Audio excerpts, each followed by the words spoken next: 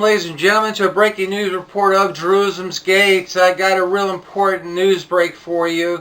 Mike Pompeo, the Secretary of State, just came out moments ago with a very, very important speech. I think it was to the press club, and it just hit the airways moments ago. And he was talking about they know for sure the connection between Al-Qaeda new home base being in Iran, and how Iran has been assisting Al-Qaeda and other groups by not stamping their passports when they go in and out to go to Syria and different areas, whereas it's virtually impossible to track them. Now, you've heard me as recent as yesterday talk about Iran and the 20% enrichment levels they're at now, and their pursuit of their path to perhaps obtaining a nuclear weapon instrument. Now, Ezekiel 38, the book of Ezekiel talks, particularly chapter 38, talks about the Gog and Magog war. All directions are given from Jerusalem, and it said that Gog will come out the northern part, so north of Jerusalem is where you would look. The first country, and I stated this yesterday, is Persia, that will come against Israel in the latter days. There's no doubt that we're living in the latter days, ladies and gentlemen. I'm not saying that Iran is going to attack Israel anytime soon. I'm not saying that, because one day is 1,000 years to the Lord, 1,000 years is a day, so I don't know. But I can only go what the Bible tells us. Now, you heard me on Jerusalem's Gate, if you've been following me, preach, beg, cry, report about the importance, and it is, to stop Iran from obtaining nuclear weaponry. Now, Israel proved that even under the nuclear deal, Iran was still working on a secret nuclear program. Israel proved that by a secret ops mission. Now, it is of ultra importance, because Iran has its goal on Jerusalem and Israel. Now, the extremists are right in one instance, in their statement that it's a holy war. It is in fact a holy war, ladies and gentlemen. And you've heard me plead and beg also for the United States to return as a Christian nation, because you win a holy war by being under the fold of Jesus Christ of Nazareth. And our country over the decades have drifted away, and I know I sound like a broken record, but I will not stop saying this, because it is, I love my country, and those that do not speak out are the ones that don't really care for our country. Now, I'm fixing to show you this video, and I know you heard me say this before, but please watch this video of Mike Pompeo talking about how Iran has been getting around, having different operatives getting around the East with the help of Iran. Now, Iran is an incredible security interest to not only the United States, but to Israel, because Israel is closer to them, and they can move forward more frequently into the surroundings of Israel than they can the United States. I'm nobody special. I'm a poor man with a cheap camera that's got a message. And yes, I'm not saying I'm any better or holier than anybody. I'm not saying that. I have many fallacies. But the Lord does reveal secrets, ladies and gentlemen. And He's revealing His secrets in the Holy Scripture and through prayer. And He's speaking through, the Lord is speaking through the Scriptures about what's going on. The main thing, we got to return as a Christian nation. We got to return as a Christian nation. And I'm fearing that our country is not heeding to this and going in the opposite direction. And it saddens me. It saddens me. It cripples me, to be honest with you. It cripples me. Please watch this. And if you watch Jerusalem's Gate, I've been on the air for many years. You heard me over and over and over and over again telling you what the Bible says about Iran and what the Lord reveals in secret. Here it comes right now. It's from Mike Pompeo, the Secretary of State. It just hit the airways. Watch it and listen to every word he says about Iran. Here it comes right now. Remember, we love you. God bless America. Here comes the very important video. Community who have joined us, thank you too for the gracious hosting here at the National Press Club. I know many members of this club do dogged reporting to keep Americans informed on world affairs, and that a free press is a staple of a healthy democracy. More speech is important, and I can't say that I always agree with everything that's written, but what you write is read, and it matters. Get it right, get the truth, and America will prosper. I want to start with a quick story in these remarks today. Many of you here may recognize the name Abu Muhammad al-Masri, also known as Abdullah Ahmed Abdullah. He was Al-Qaeda's worldwide #2 and on the FBI's most wanted list for slaughtering members of our State Department family in the Kenya and Tanzania bombings of 1998. More than 200 people, including 12 Americans, lost their lives in those attacks. The New York Times reported in November that al-Masri was shot to death on the streets of Tehran. Today, I can confirm for the first time his death on August 7th of last year. The Times wrote, quote, that he had been living in Iran was surprising, given that Iran and Al-Qaeda are bitter enemies, end of quote. It could not be more wrong. It wasn't surprising at all. And more importantly, they're not enemies. Al-Masri's presence inside Iran points to the reason that we're here today. It's what I want to talk about in these remarks. Al-Qaeda has a new home base. It is the Islamic Republic of Iran. As a result, bin Laden's wicked creation is poised to gain strength and capabilities. We ignore this Iran-Al-Qaeda nexus at our own peril. We need to acknowledge it. We must confront it. Indeed, we must defeat it. Now, I know this news will come as a surprise to many Americans. We had Al-Qaeda on the ropes after 9/11, thanks to sustained efforts of our brave soldiers, intelligence officers, diplomats, NATO allies, many others who worked tirelessly to defend freedom. There are far fewer Al-Qaeda operatives in Afghanistan today than there have been in decades. That remains true. This is an enormous tribute to American resolve, American ingenuity, American leadership, and frankly, raw American military strength. That effort drove Al-Qaeda to search for a safer haven, and they found one. The Islamic Republic of Iran was the perfect choice.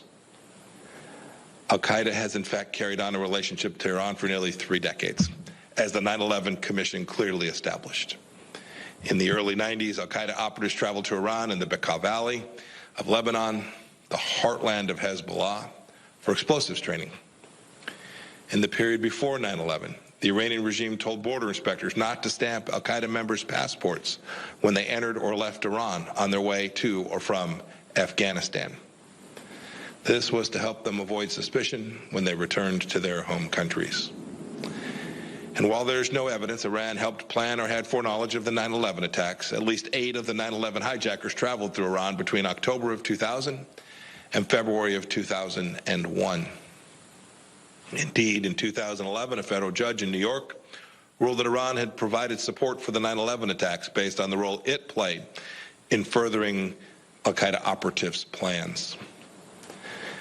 And of course, after 9/11, hundreds of Al-Qaeda terrorists and their families fleeing America's righteous vengeance took refuge there inside of Iran.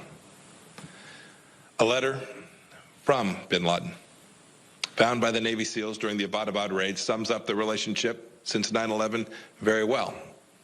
In his own words, quote, Iran is our main artery for funds, personnel, and communication. There is no need to fight with Iran unless you are forced to. End of quote. These are bin Laden's own words about his and al-Qaeda's relationship with the Islamic Republic of Iran. Of course, there's more evidence as well. In 2013, the Canadian government disrupted an al-Qaeda plot against a passenger train that linked Toronto and New York. The Canadian government stated that the plotters received, quote, direction and guidance, end of quote, from al-Qaeda members living inside of Iran. No, New York Times, not a surprise. Iran arrests students, religious minorities, and environmentalists, but not jihadist al-Qaeda killers. Yet, in spite of all the assistance the Khomeini regime provided to al-Qaeda, Tehran actually imposed tight restrictions on its operatives inside of Iran for some time. The regime very closely monitored al-Qaeda members, putting them under virtual house arrest. They were in control. Bin Laden himself considered al-Qaeda members inside the Islamic Republic to be hostages. The Iranians controlled these al-Qaeda leaders. But the U.S. government didn't believe that Iran had authorized al-Qaeda to launch a terrorist attack. But I have to say today, that is not the situation. Indeed, everything changed in 2015, the same year that the Obama administration and the E3, France, Germany, and Britain, were in the middle of finalizing the JCPOA.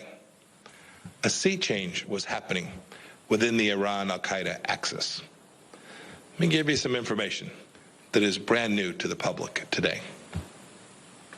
Iran decided to allow al-Qaeda to establish a new operational headquarters on the condition that al-Qaeda operatives abide by the regime's rules governing al-Qaeda's stay inside of the country, agency, and control. Since 2015, Iran has also given al-Qaeda leaders greater freedom of movement inside of Iran under their supervision.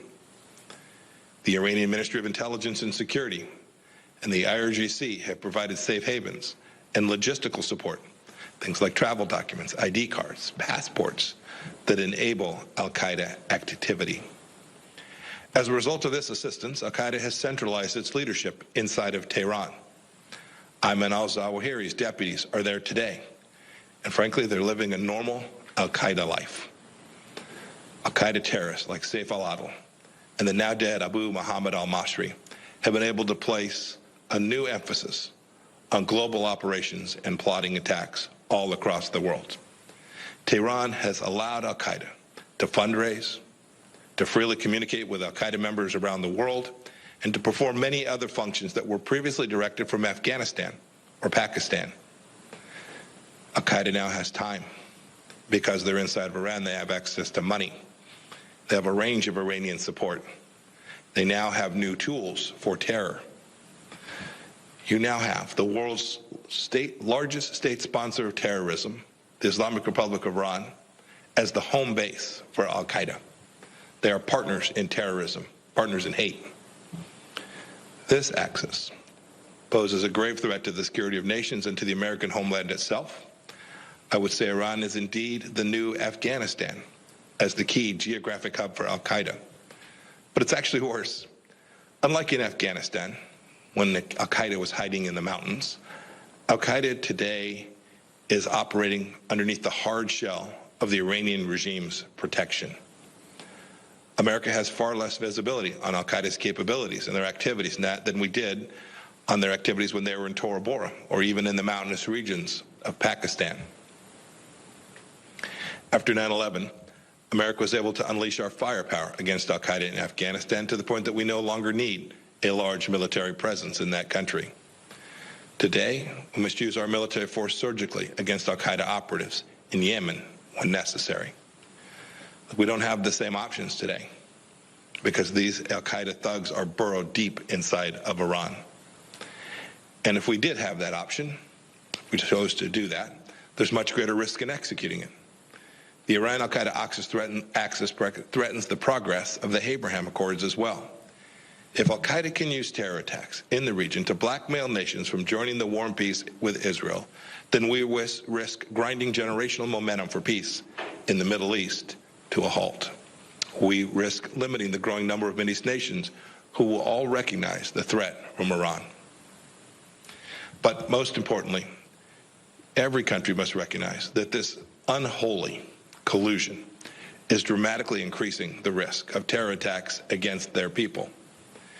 As Iran permits Al-Qaeda to communicate freely with exponents of hatred abroad, countries like France become even more vulnerable to Al-Qaeda attacks like the despicable Charlie Hebdo massacre.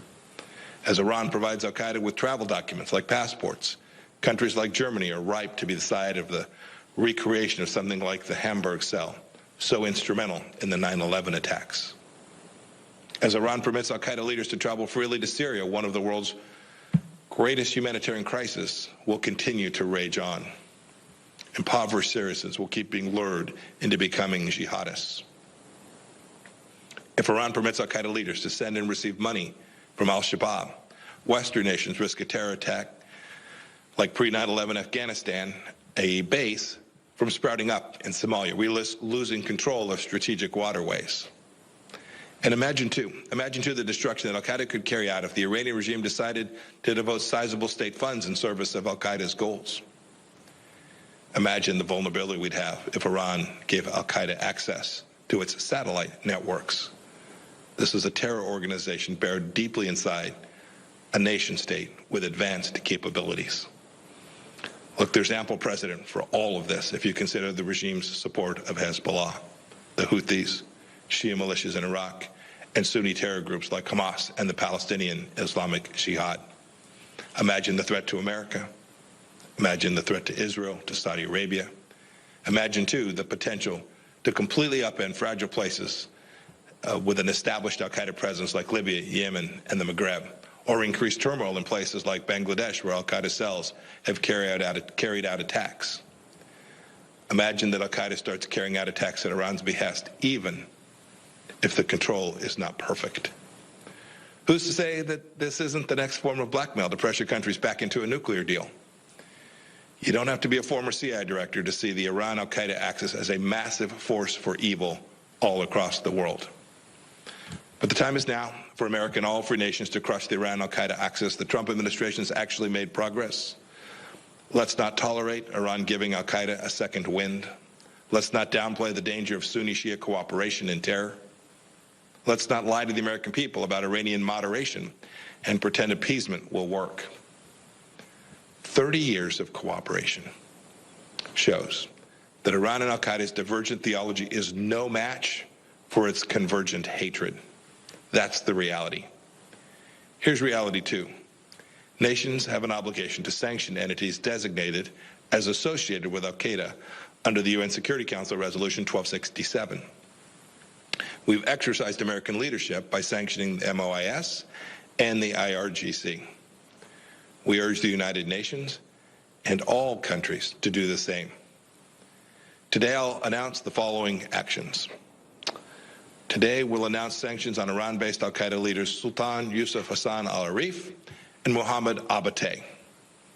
He is also known as Abdul Rahman al-Maghrebi. I'm also announcing designations of 3 leaders of Al-Qaeda Kurdish battalions, an Al-Qaeda-linked group that operates on the border between Iran and Iraq. And in a related action, I'm announcing a reward for up to $7 million under the State Department's Reward for Justice program for information that leads to the location or identification of al-Maghrebi. We want to bring him home to America for justice. In closing, I want to go back to 1983. It was the fall of my sophomore year at the United States Military Academy.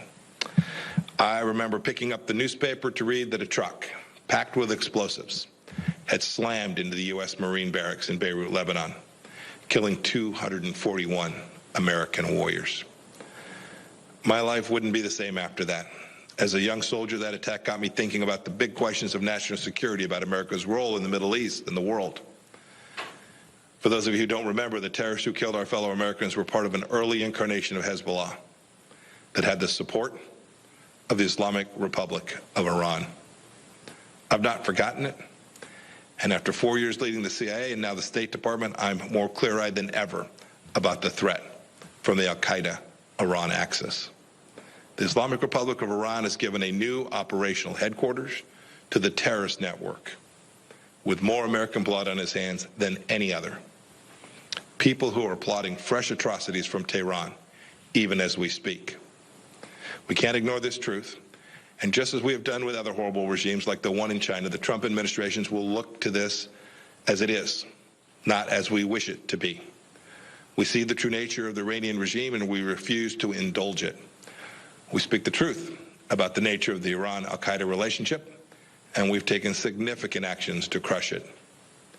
We urge every country to do the same for the good of their own people and the good of the security, stability, and prosperity of the world. The free world's battle against terrorism will go on. May America always lead in that fight. Thank you. May God bless all of you, and may God bless the United States of America. Thank you.